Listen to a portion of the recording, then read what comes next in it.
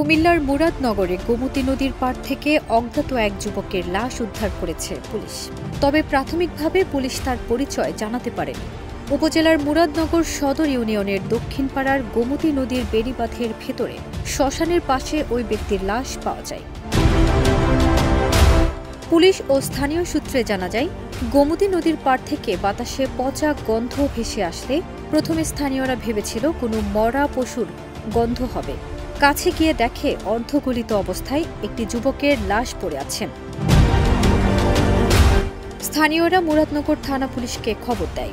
খবর পেয়ে দ্রুত ঘটনাস্থলে অতিরিক্ত পুলিশ সুপার AKM কামরুজ্জামান ও মুরাদনগর থানার ভারপ্রাপ্ত কর্মকর্তা জাহিদুর রহমান ঘটনাস্থলে যান। ঘটনাস্থল থেকে লাশ উদ্ধার করে থানায় নিয়ে যাওয়া হয়।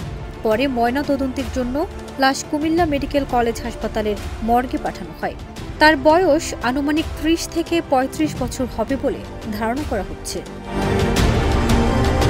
মুরাদনগর থানার ভারপ্রাপ্ত কর্মকর্তা জাহিদুর রহমান বলেন, গোমতী নদীর পাড় থেকে অজ্ঞাত যুবকের লাশ উদ্ধার করা হয়েছে। তার পরিচয় শনাক্তের চেষ্টা চলছে।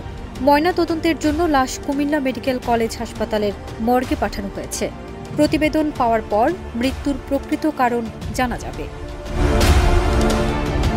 ফারজানা নিকিতা, দেশ রূপান্তর।